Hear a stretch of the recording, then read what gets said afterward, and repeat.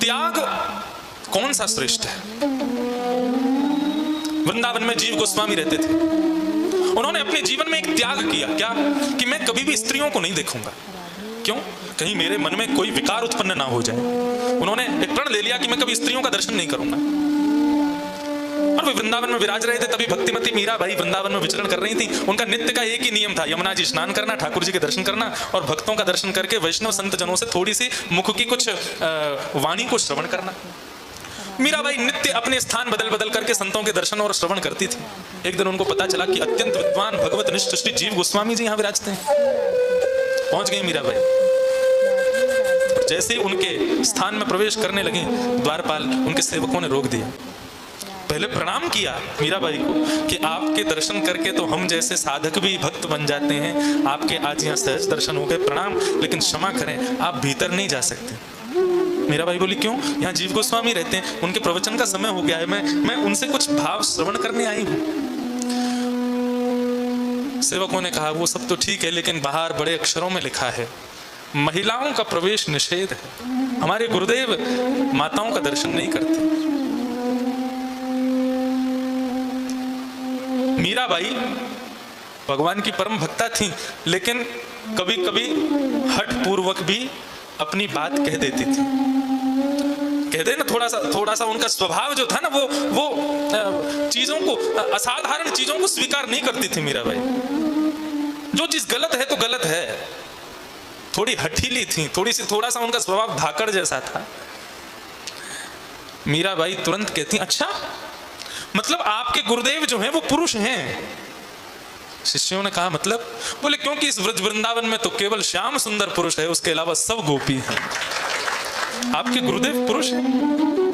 मुझे तो पता ही नहीं था। मुझे तो केवल यही पता था कि इस व्रज वृंदावन में केवल एक ही पुरुष है, लेकिन आपके गुरुदेव खुद को पुरुष समझते हैं। ठीक है, क्षमा करें, मैं जाती हूँ।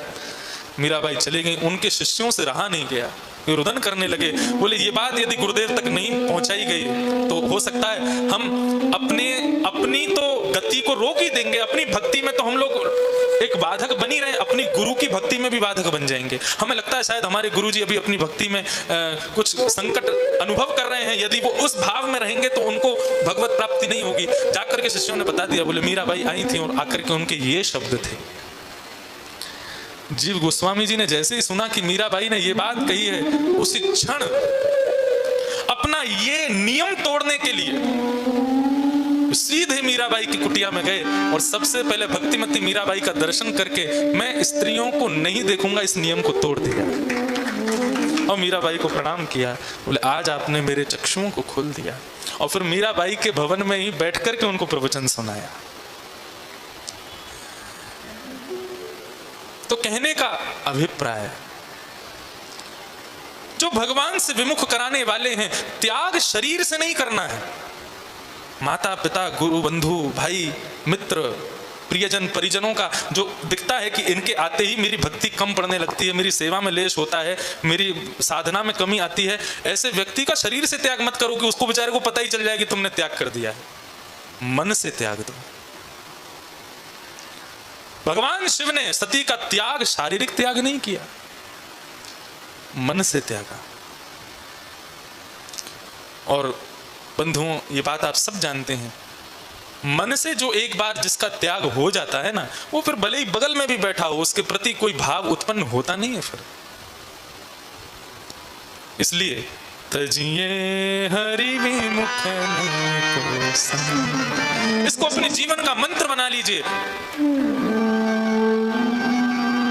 तो भगवान से विमुख कराने वाले हैं, उनका संग हमें कभी नहीं करना, कदापि नहीं करना।